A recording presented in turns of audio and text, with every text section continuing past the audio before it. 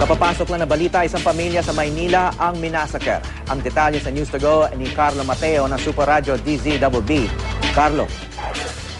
Malupot na balita ito, Howie, no? Dahil sa nauwi sa massacre, 3 ang nakatimbuang, 3 ang patay sa mga sumandaling ito sa loob ng bahay dito sa number 2017 Yacal Street, Santa Cruz, Maynila.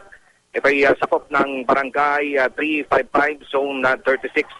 Ayon dito kay PO3 Rodel Benitez ng Homicide Section ng Manila Police District, kabilang sa mga nasawi sa dahil na rin sa tama ng saksak sa iba't ibang bahagi ng katawan, si Evelyn Tan, 40 taong gulang, isang empleyado ng bangko na nakaschedule pa sana ngayong araw na magtungo ng Beijing.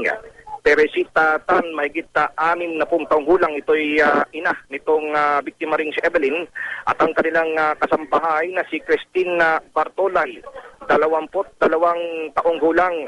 At natuklasan itong krimen habang dumating itong driver na si Francis Lalin ng rent-a-car upang sunduin itong si Evelyn patungo ng airport, subalit walang sumasagot sa loob.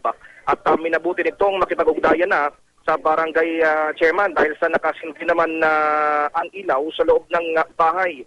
At dito na tumambad ang mga duguang biktima, katawan itong si mag-inang Tan. At ang dumating na nga itong SOCO team, natuklasan pa yung wala na ring buhay ng kasambahay na si Bartolay.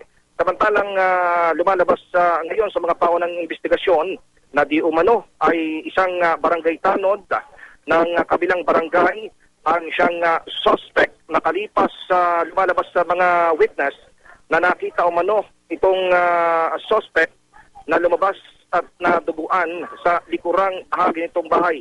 Nagpapatuloy ngayon ang manhunt operation itong MPD, mga tauhan ni Police Superintendent Ricardo Layog ng Station 3 ng MPD, at nakarecover na sila ng mga duguang damit at rubber shoes na siyang gamit umano kanina ng suspect. Mula pa rin dito sa Maynila, ito si Carlo Mateo ng GMA Super Radio. Carlo. Yes. Carlo, may indikasyon ba kung pinapasok itong suspect sa bahay o parang mas breaking and entering? Yan ngayon ang patuloy na inaalam ng SOCO team kung ito'y nagkaroon ng force entry dito sa lugar.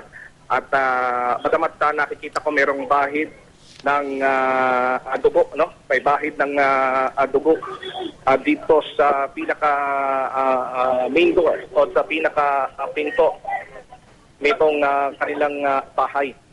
At may nagsasabi rin kanina na dumaan yung suspect sa likurang bahagi ng bahay. Kung tatawid naman ay creek, at ang nakasasakop na ay ang kabilang barangay. So mula pa rin dito sa Maynila, back to you, Howie. Maraming salamat, Carlo Mateo ng Super Radio DZBB.